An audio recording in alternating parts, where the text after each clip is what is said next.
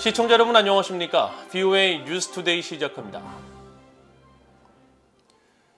미국 백악관은 북한의 김정은 국무위원장이 절대로 핵을 포기할 수 없다고 밝히고 핵무력 법제화를 공개한 데 대해 한반도의 완전한 비핵화 목표를 강조하면서 미국의 정책은 변함이 없다는 분명한 입장을 재확인했습니다. 또 북한에 대한 적대적 의도가 없다는 점도 강조했습니다. 첫 소식 이조은 기자가 보도합니다. 미국 백악관 국가안보회의 NSC의 대변인은 북한이 핵무기 전력을 법제화하고 김정은 국무위원장이 절대로 핵을 포기할 수 없다고 밝힌 데 대한 VOA의 논평 요청에 관련 보도들을 인지하고 있다면서 미국의 정책은 변함이 없다고 밝혔습니다.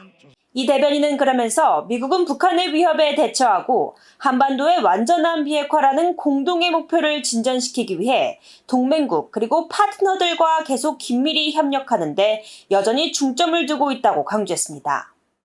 카린 장피에르 백악관 대변인도 조 바이든 대통령을 수행해 오하이오주로 이동하는 전용기에서 열린 브리핑에서 김 위원장의 최고인민회의 연설에 대한 질문을 받고 미국의 정책은 그대로라는 점을 거듭 강조했습니다. 북한 위협에 대처하고 한반도의 완전한 비핵화 목표를 위해 동맹국들과 계속 협력한다는 겁니다. We've been very clear since the beginning of this president's administration that our policy remains unchanged. The United States remains focused on continuing to coordinate closely with our allies and partners to address the threats posed by DPRK and to advance our shared objective of the complete denuclearization of the Korean Peninsula. That has not changed.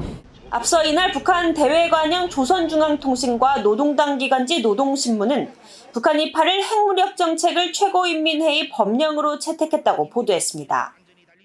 또 김 위원장은 시정연설에서 미국의 목적은 북한 핵 제거와 궁극적으로는 핵을 내려놓게 하고 자위권 행사력까지 포기하게 만들어 정권을 붕괴시키려는 것이라면서 절대로 핵을 포기할 수 없다고 말했다고 전했습니다. 이 같은 발언에 대해 백악관 NSC 대변인은 미국은 북한의 적대적인 의도가 없다는 점을 분명히 해왔다고 밝혔습니다. 또 미국은 계속 외교를 추구하고 전제 조건 없이 만날 준비가 돼 있다고 강조하고 그러나 북한은 계속 아무런 반응을 보이지 않고 있다고 지적했습니다. 백악관 NSC 대변인은 이어 북한 핵무력 위협과 관련해 미국은 모든 국방력을 동원해 한국을 보호하는 데 전적으로 전념하고 있다는 기존 입장도 다시 강조했습니다. VOA 뉴스 이존입니다. 유엔은 북한의 핵무력 법제화에 대해 깊은 우려를 표하고 북한이 관련 당사국들과의 대화에 나설 것을 거듭 촉구했습니다. 스테판 두자릭 유엔 대변인은 9일 브리핑에서 북한의 김정은 국무위원장이 최고인민회의 시정연설을 통해 핵을 포기하지 않을 것이며 핵무력 정책 법제화를 밝힌 데 대한 논평 요청에 안보 정책에서 핵무기의 역할과 중요성을 높이는 것은 수십 년 동안 핵 위험을 줄이고 제거하려는 국제사회의 노력에 배치된다고 밝혔습니다. 그러면서 북한은 핵무기 프로그램 축으로 그 같은 활동을 중단시키려는 유엔 안보리 결의를 계속 무시하고 있다고 비판하고 안토니오 구테르스 사무총장은 북한의 주요 당사국들과 대화에 나설 것을 거듭 촉구했다고 말했습니다. 유럽연합은 북한의 완전하고 검증 가능하며 되돌릴 수 없는 방식의 핵무기 포기를 유엔 안보리는 결정했다면서 북한은 핵 보유국으로 인정받을 수 없다고 강조했습니다.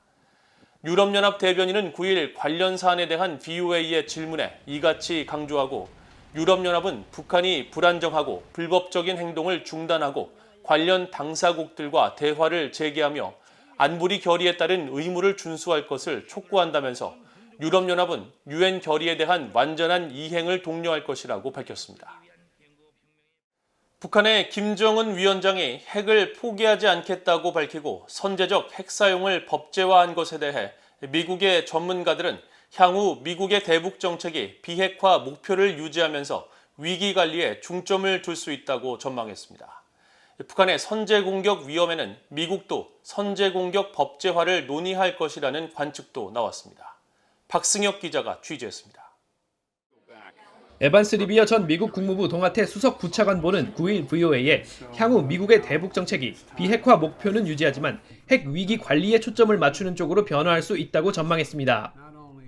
I suspect there's going to be a greater emphasis, a policy emphasis, particularly in Washington, on threat management, on dealing with the possibility of a conflict with North Korea, in which North Korea, as by its own words, is inclined to use its nuclear weapons first. 리비어 전 부차관보는 그러면서 미국 당국자들이 북한이 핵 무장국이라는 현실을 받아들이면서 그런 차원의 위기 관리 방안을 한국, 일본과 논의할 것으로 분석했습니다. 북한이 선제 핵 사용을 법제화한 데 대해서는 오히려 북한에게 악수가 될 수 있다고 지적했습니다. 북한의 핵 위기가 실제로 닥칠 경우 미국의 선제 공격을 받을 수 있다는 것입니다. In response to a North Korean threat of preemption, one of the likely U.S. responses, although the United States will not talk about this in any detail publicly, will be U.S. preemption in the event of an unfolding crisis with North Korea.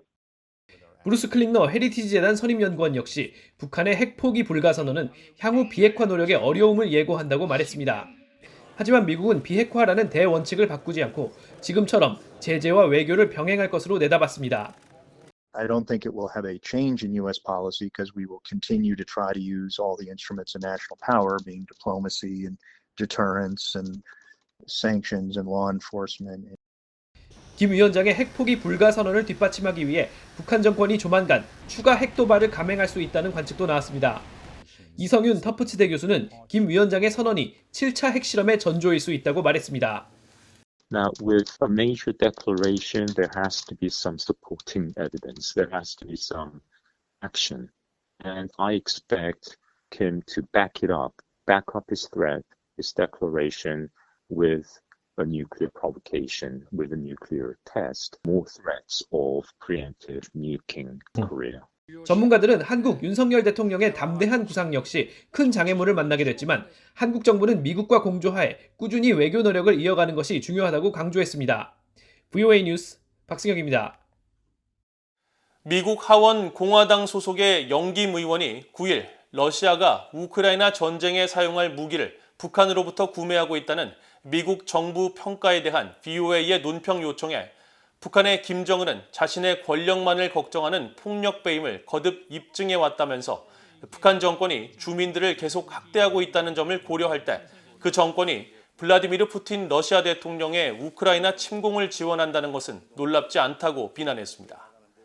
한국계인 영김 의원은 그러면서 북러간 이런 움직임은 미국이 동맹국들과 연대해 억압이 아닌 자유가 세계 무대를 이끌도록 할 필요성을 상기한다며 자신은 하원 외교위원회 소속 의원으로 이 문제를 면밀히 주시하고 있고 동맹국들을 지원하고 러시아의 군사 공급망을 제한하며 독재자들에게 책임을 묻기 위해 노력하고 있다고 밝혔습니다.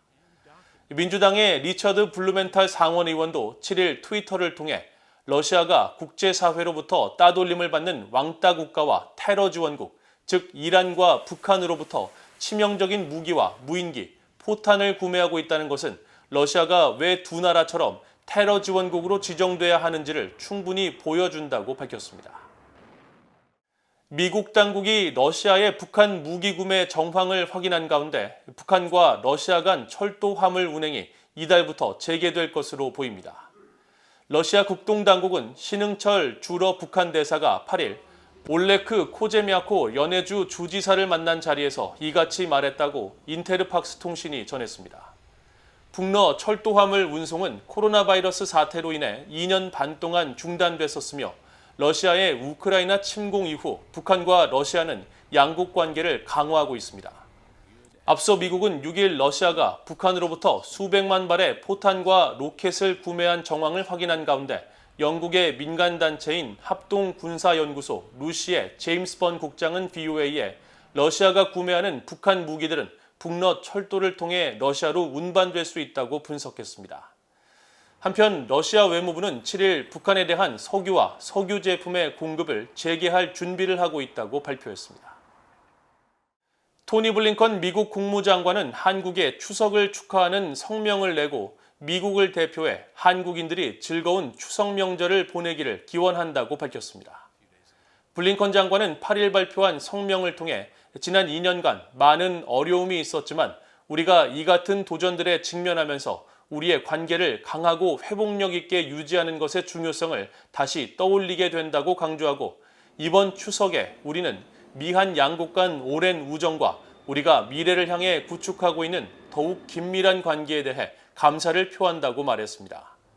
또 지속적인 미한 동맹은 민주적이고 자유로운 질서에 대한 공통된 신념을 토대로 한다면서 양국은 함께 인도태평양 지역과 전 세계에 걸쳐 부상하는 도전에 대처할 것이며 양국의 우정이 두 나라 국민과 지구촌을 위한 평화와 안보, 번영을 증진시킬 것으로 확신한다고 강조했습니다. 이상으로 VOA 뉴스투데이를 모두 마칩니다. 시청해주신 여러분 고맙습니다.